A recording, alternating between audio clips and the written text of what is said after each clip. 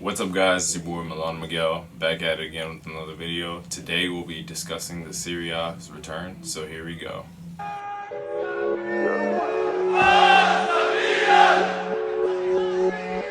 To help us, Dragowski.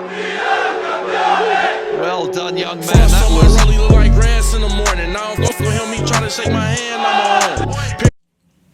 So finally, Serie A is back. Calcio is back. It's hard to believe it, but it is officially coming back. Now here are the details as to how all of Serie A / Coppa Italia will be brought back into place. So here we go.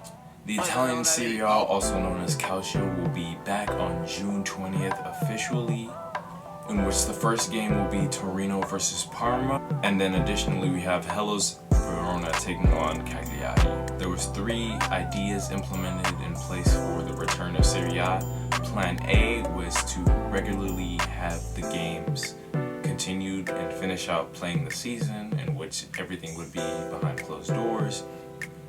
Option B would be to do the playoffs tournament to determine who is going to get relegated, who is going to win the Scudetto, and whatnot. And then option C was to end the season and keep the current standings of the table to do relegation and playoffs, and relegation, Scudetto, and Champions League spots.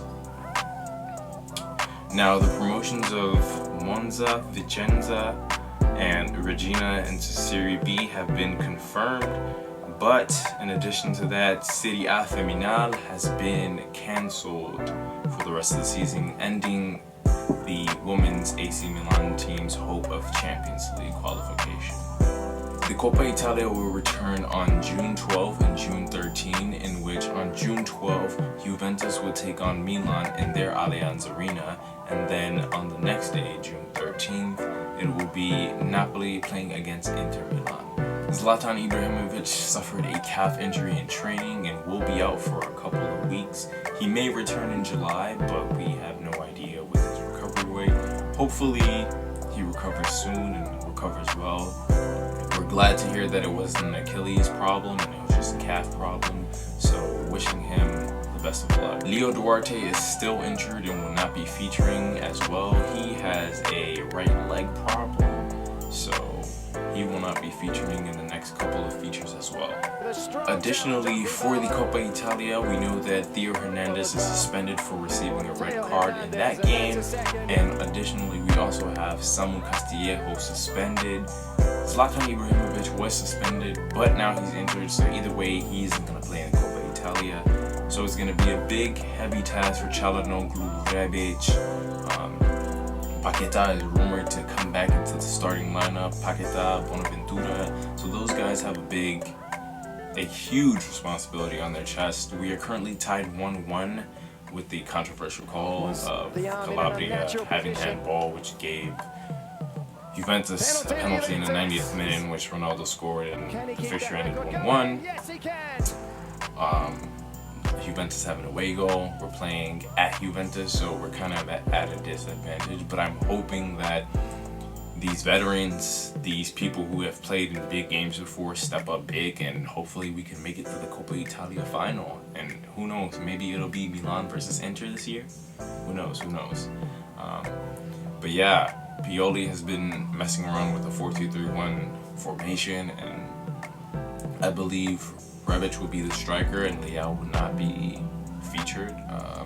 But it'll be interesting to see how things play out. I believe Conte will be playing right back and Calabria will be playing left back in this game, because we shipped out Ricardo Rodriguez to PSV Eindhoven and we don't have someone to replace Theo Hernandez. But it'll be an interesting fixture for us. I'm glad to watch that game on Friday, and hopefully Milan can come away with the win and we can go to the Coppa Italia final. Juventus will be missing the likes of Gonzalo Higuain with an injury and Paulo Dybala with symptoms of COVID-19, so those are 2 players that be missed.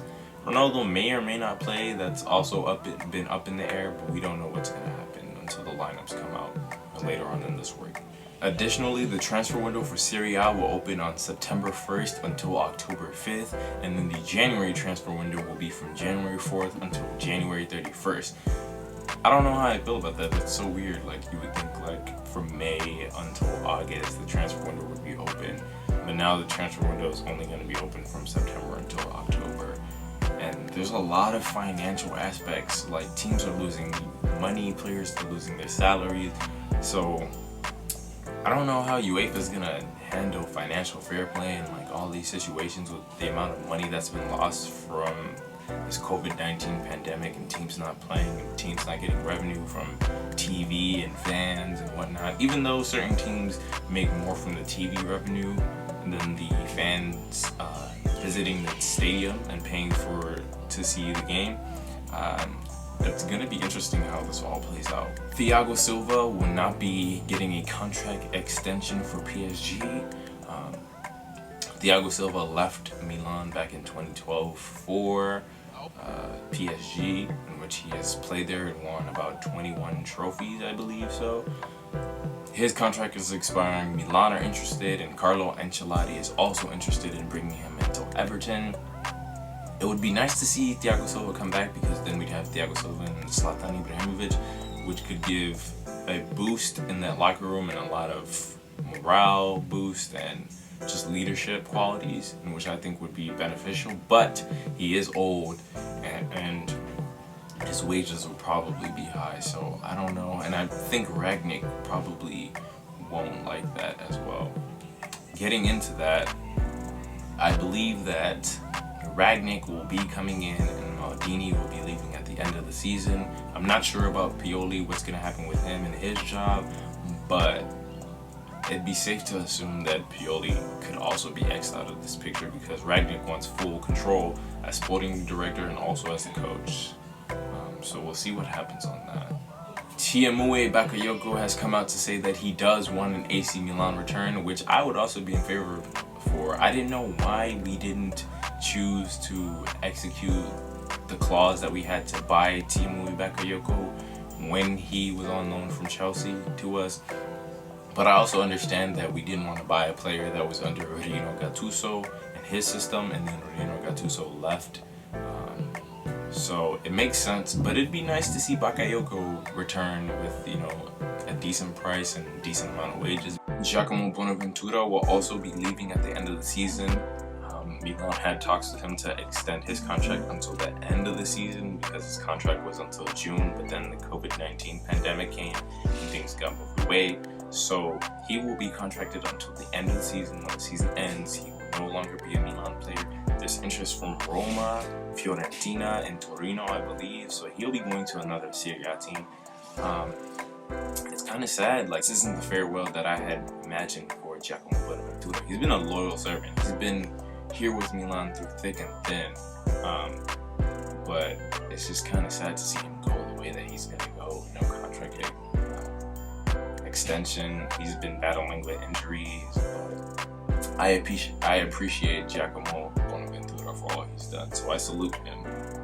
In the rumor mill, there is interest from Theo Hernandez and Ismail Benacer from many clubs such as PSG.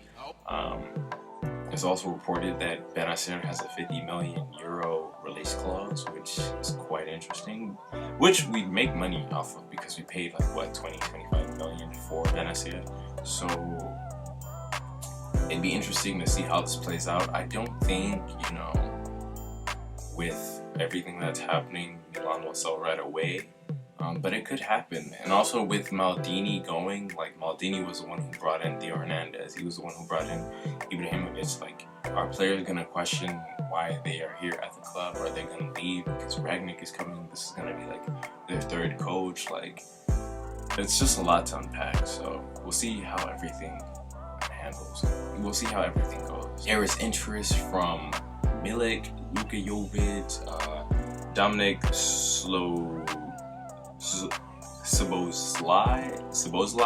Dominic Szoboszlai, interest for him. He's our Red Bull gem midfielder. I've seen him play a couple times. He won the Austrian Cup not too long ago. But there's interest in him from many other European teams. Milan are interested in him. Ragnick wants to bring him in with his project. There's interest with Mario Götze because his contract is about to expire with Borussia Dortmund. There's also interest in Denzel Dumfries from PSV Eindhoven. I don't know much about him, but I know he's fast, he's strong, pacey. Brescia target Sandro Tonali looks to be heading to Inter Milan for about 60 million, 65 million euros. Tonali came out to say that he was a Milan fan, and Milan were interested in him, but it's clear that Milan doesn't have the money to spend that much on Sandro Tonali. It's definitely gonna hurt to see him go to Inter, but it is what it is. Primavera star Tommaso Pobega has been making a name for himself while he was on loan with Serie B side Pordenone. He has 5 goals and 3 assists in 19 appearances, and in November he became a starter. So Milan are looking to bring him back next season and possibly have him in the starting lineup. Mattia Gabbia has been playing good. He also extended his contract before the COVID-19 pandemic. So it'll be interesting to see who's gonna be fighting off for that center back spot. Musacchio and Duarte don't look as reliable. Kayer has the experience, but he's not young. So it's gonna be quite interesting to see how that plays out. Well, that's all I have for you guys. I'm excited to see Milan come back to play. Can't wait to watch the Coppa Italia second leg. Hopefully we don't get cheated this time. But that's all I got for you guys. Forza Milan and peace.